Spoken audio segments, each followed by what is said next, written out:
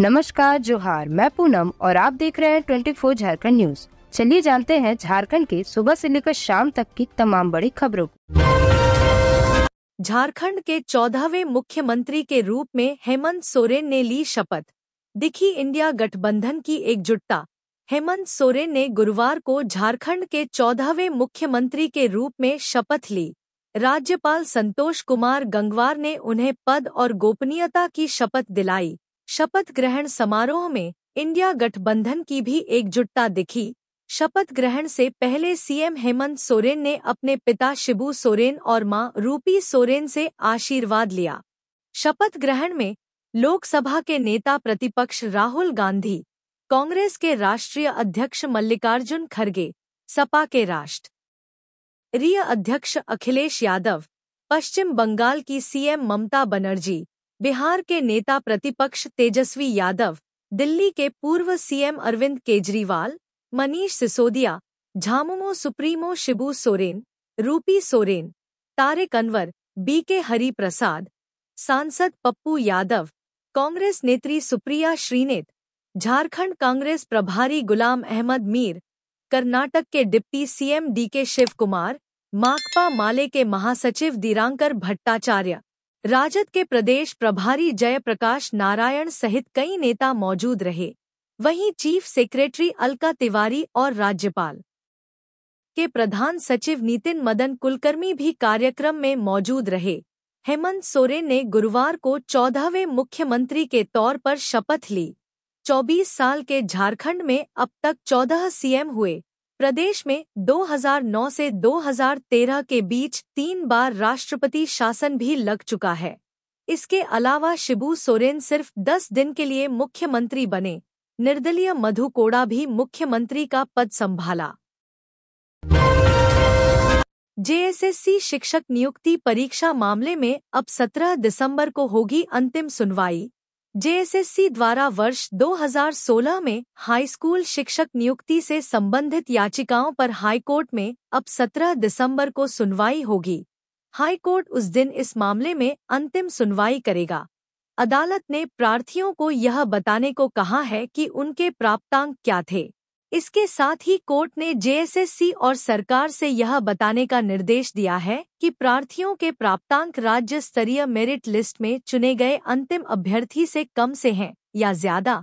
बता दें कि हाईकोर्ट ने पूर्व में जेएसएससी को वर्ष 2016 के हाई स्कूल शिक्षक नियुक्ति विज्ञापन के आलोक में राज्य स्तरीय मेरिट जारी करने का निर्देश दिया था।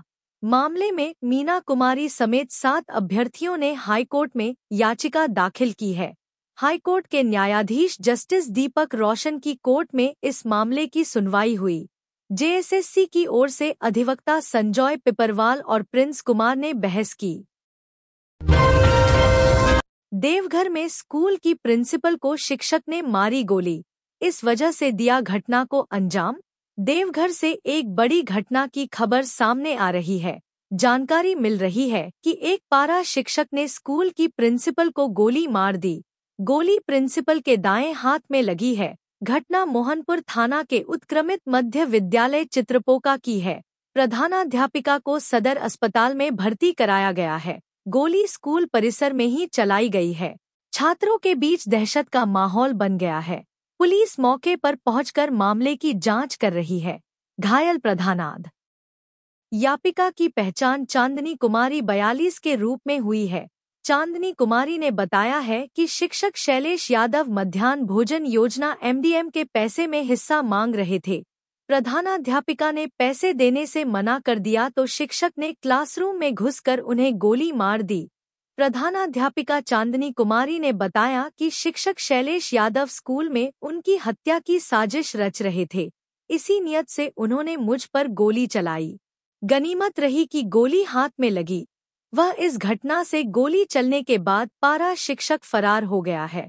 आरोपी शैलेश यादव है। चक्रवातीय तूफान फेंगल का झारखंड में भी पड़ेगा असर। 1 से 3 दिसंबर तक बारिश की संभावना। दक्षिण पश्चिम बंगाल की खाड़ी में साइक्लोनिक डीप डिप्रेशन चक्रवात में तब्दील हो गया है। यह श्रीलंका से होते हुए तमिलनाडु की तरफ बढ़ रहा है। इसका असर झारखंड पर भी पड़ सकता है। झारखंड में मौसम का मिजाज बदलने की संभावना है।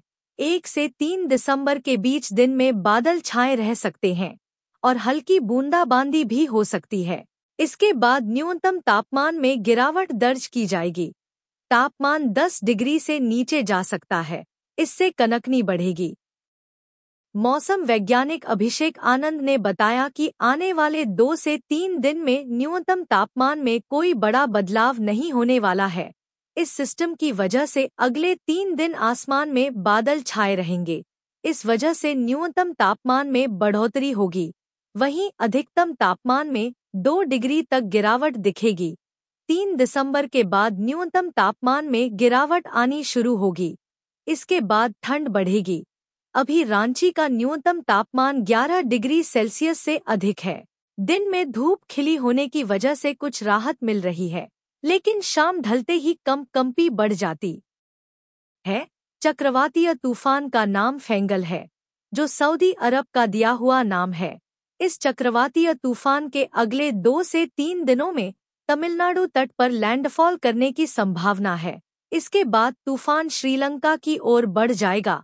दक्षिणी पश्चिमी बंगाल में बन रहे इस चक्रवातीय सिस्टम का बेहद आंशिक असर झारखंड के मौसम पर पड़ने की संभावना है।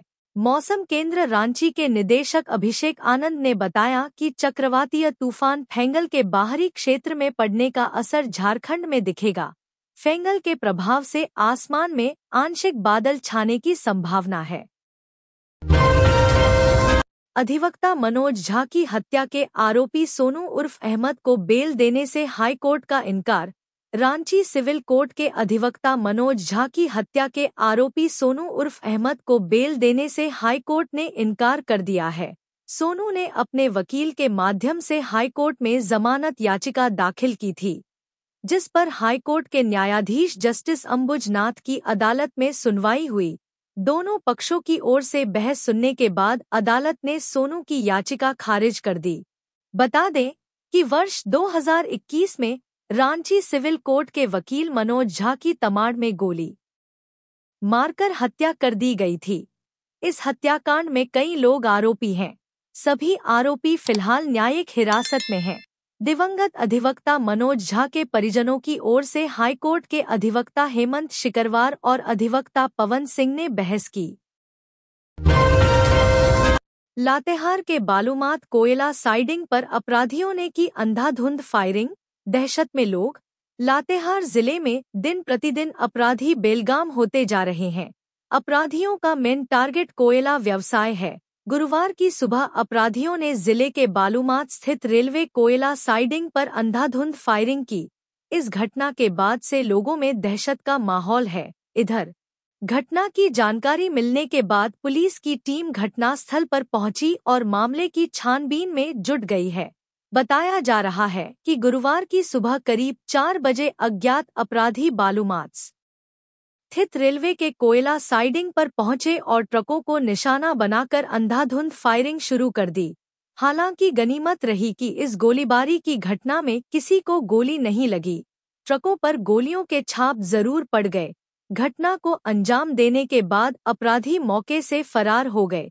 ट्रक ड्राइवर अपनी अपनी गाड़ियों में छिप गए थे, जिससे उनकी जान को कोई नुकसान नहीं पहुंचा। ट्रक ड्राइवर ने बताया कि वह सुबह करीब 4 बजे कोयला लेकर साइडिंग पर आया था। ट्रकों की लंबी लाइन लगी रहने के कारण वह ट्रक को साइड में लगाकर सो गया। इसी बीच अचानक गोलियां चलने लगी। उसने बताया कि ट्रक में ही छिपकर उसने अपनी जान बचाई। घटना की जानकारी मिलने के बाद बालूमाथ पुलिस इंस्पेक्टर परमानंद बिरुआ, थाना प्रभारी अमरेंद्र कुमार समेत अन्य पुलिस अधिकारी घटनास्थल पर पहुंचे और पूरे मामले की छानबीन शुरू कर दी। पुलिस अधिकारियों ने घटनास्थल पर मौजूद लोगों से पूछताछ की। साथ ही ट्रक ड्राइवर से भी घटना की जानकारी ली गई। पुलिस अधिकारियों का कहना है कि घटना की सूचना मिलने के बाद पुलिस की टीम घटनास्थल पर पहुंची। घटना को लेकर वहां मौजूद लोगों से पूछताछ कर छानबीन की जा रही है। शीतकालीन सत्र बुलाने की तैयारी शुरू। अनुपूरक बजट के लिए विभागों से मांगा प्रस्ताव। विधानसभा का शीतकालीन सत्र बुलाने की तैयारी शुरू कर दी गई है। वित्त विभाग ने वित्तीय वर्ष 2024 से 25 के द्वितीय अनुपूरक बजट के लिए सरकार के विभागों से प्रस्ताव मांगा है। इसके लिए वित्त विभाग के संयुक्त सचिव चंद्रभूषण प्रसाद ने सभी विभागों के अपर मुख्य सचिव, प्रधान सचिव, सचिव और सभी हेड ऑफ डिपार्टमेंट को पत्र लिखा है। पत्र में कहा गया है कि झारखंड विधानसभा के आगामी शीतकालीन सत्र को ध्यान में रखते हुए द्वितीय अनुपूरक व्यय विवरणी तैयार करने की कार्रवाई की जा रही है। इसमें केंद्र प्रायोजित स्कीम व केंद्रीय सेक्टर स्कीम की हिस्सेदारी में परिवर्तन के फलस्वरूप यदि बजट में संशोधन अपेक्षित है तो इसके अनुसार प्रस्ताव दिए जाएं। जारी आदेश में कहा गया है कि 3 दिसंबर को शाम 5 बजे तक वित्त विभाग के वेबसाइट पर अपलोड किया जाना अनिवार्य है।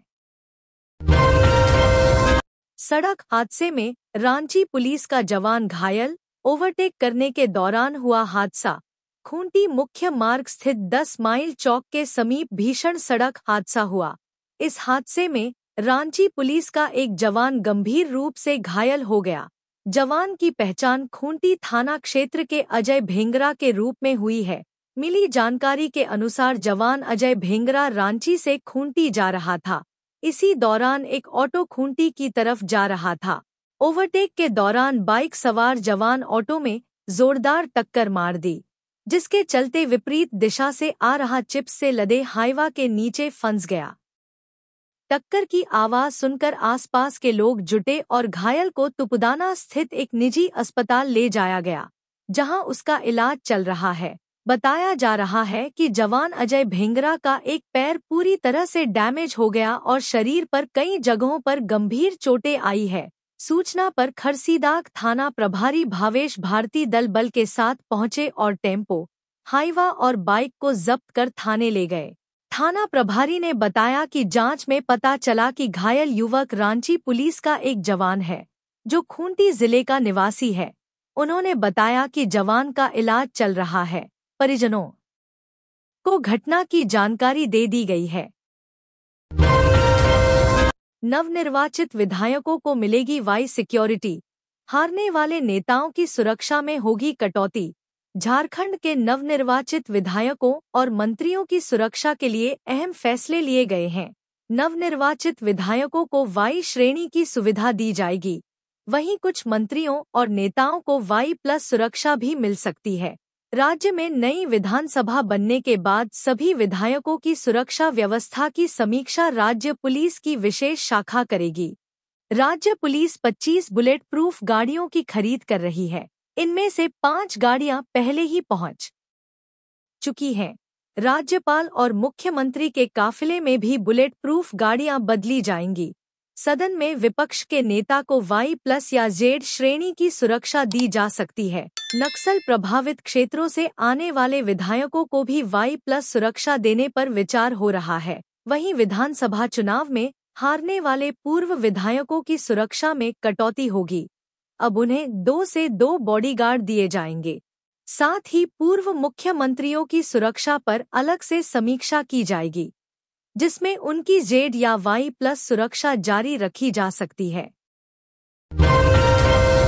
बीजेपी नेत्री सीता सोरेन की बेटी जयश्री ने इरफान अंसारी को घेरा, कहा पहले महिलाओं का सम्मान करना सीखें। भाजपा नेत्री सीता सोरेन की बेटी जयश्री सोरेन ने जामताड़ा विधायक डॉक्टर इरफान अंसारी को सोशल मीडिया हैंडल एक्स पर एक पोस्ट साझा कर घेरा है। जयश्री ने अपने पोस्ट में लिखा है, डॉक्टर इरफान अंसारी ने जो लिखा है वह न केवल भ्रामक है बल्कि एक बार फिर उनके दोहरे मापदंड और सस्ते राजनीतिक हथकंडों को उजागर करता है। वह संस्कार की बात कर रहे हैं, लेकिन क्या उनको याद है कि संस्कार के नाम पर उन्होंने क्या किया है? जयश्री ने अपने पोस्ट में आगे लिखा है कि आपने मेरे चाचा हेमंत सोरेन को भगवान राम कहकर उनकी तुलना भगवान से कर दी, लेकिन यह शब्द आपकी सुविधानुसार इस्तेमाल करने का माध्यम नहीं है। राम सिर्फ नाम नहीं, बल्कि एक आदर्श और विश्वास है। जब आप खुद मुसलमान हैं, तो आप अपने नेता को अल्लाह क्यों नहीं कहते? क्या आपको अपने धर्म पर भरोसा नहीं है? आपने राम का नाम लेकर न केवल हिंदू धर्म का उपहास किया, बल्कि यह दिखाया कि आपके लिए धर्म केवल एक राजनीतिक औजार है। जयश्री ने कहा, इरफान अंसारी, संस्कार और आदर्शों की बात करने से पहले महिलाओं का सम्मान करना सीखें, अपने धर्म व आचरण में ईमानदारी लाएं और सस्ती राजनीति व झूठे आरोप लगाकर अपने राजनीतिक करियर को बनाने की कोशिश बंद करें। झारखंड की जनता सच्चाई जानती है और सही निर्णय लेगी। आपकी इन हरकतों से न तो हमारे परिवार की छवि धूमिल होगी और न ही आपके झूठ के आधार पर कोई आपका साथ देगा। एक दिन आपका असली चेहरा सब देखेंगे। बता दें कि जयश्री ने यह पोस्ट डॉक्टर इरफान अंसारी के उस पोस्ट के जवाब में किया है, जिस पोस्ट में इरफान ने सीता सोरेन को लेकर कई बातें कही हैं। अमन साहू गिरोह के मयंक सिंह ने झारखंड के 5 जिलों में काम कर रहे कारोबारियों को चेताया। अमन साहू गिरोह के मयंक सिंह से झारखंड के 5 जिलों में काम कर रहे कारोबारियों को चेतावनी दी है। सोशल मीडिया पर मयंक सिंह नाम के फेसबुक अकाउंट पर पोस्ट करते हुए कहा गया है कि चतरा, हजारीबाग, रामगढ़ समेत 5 जिलों में काम कर रहे कारोबारी पहले मुझे मैनेज करें, उसके बाद ही काम करें, वरना अंजाम भुगतने के लिए तैयार रहें। गौरतलब है कि अमन साहू गैंग के सुनील मीणा उर्फ मयंक सिंह को गिरफ्तार करना झारखंड पुलिस के लिए चुनौती बना हुआ है। सुनील मीणा मूल रूप से राजस्थान के श्रीगंगानगर जिले घड़साना के नई मंडी का रहने वाला है। सुनील लॉरेंस बिश्नोई गैंग के विश्वस्त लोगों में भी रह चुका है।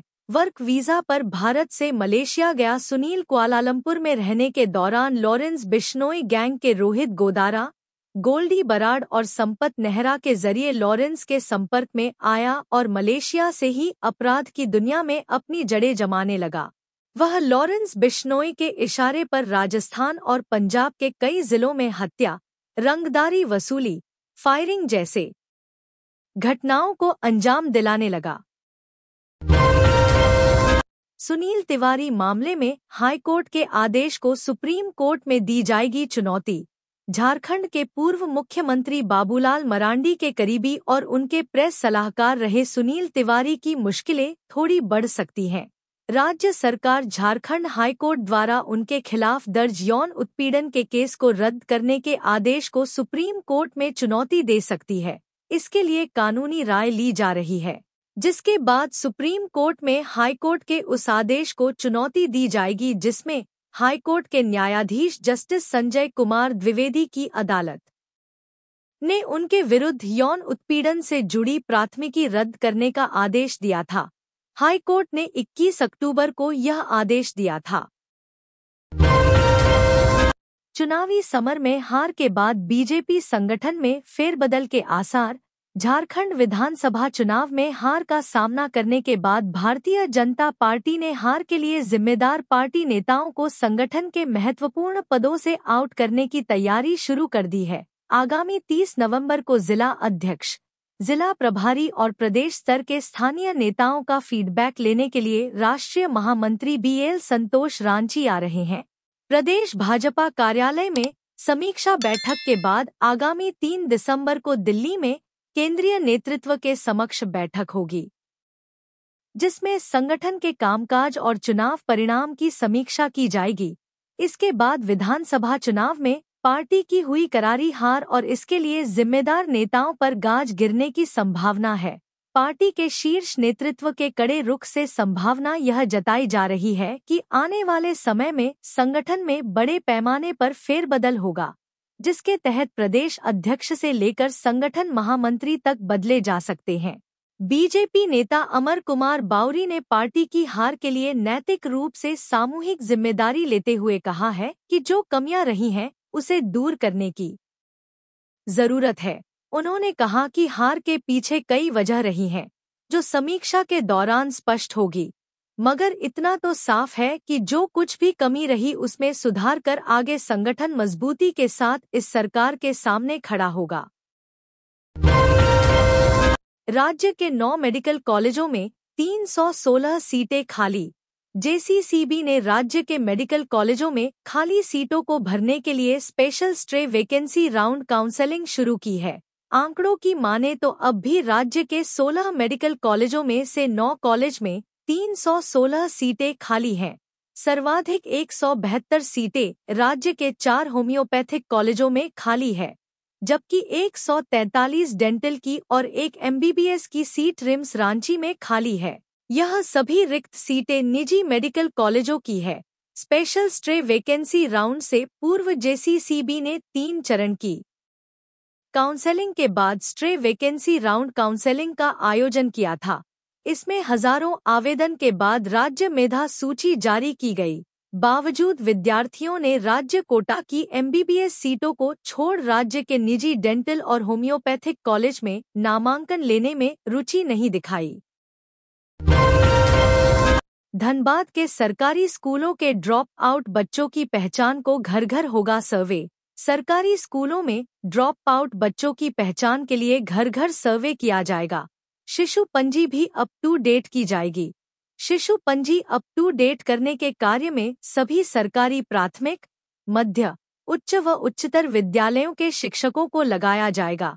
इसके लिए राज्य के शिक्षा विभाग के प्रभारी सचिव उमाशंकर सिंह ने निर्देश जारी किया है। वित्तीय वर्ष 2025 से 26 की वार्षिक कार्य योजना व बजट तैयार करने के लिए शिशु पंजी अप टू डेट की जाएगी। प्रभारी शिक्षा सचिव की ओर से जारी निर्देश में कहा गया है कि सरकारी सहायता प्राप्त अल्पसंख्यक, मदरसा व संस्कृत विद्यालयों के सभी शिक्षक घर घर सर्वे कार्य में सहयोग करेंगे।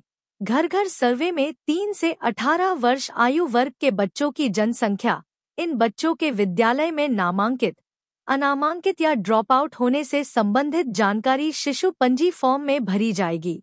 इसके लिए शिशु पंजी प्रपत्र जिला शिक्षा विभाग को उपलब्ध करा दिया गया है।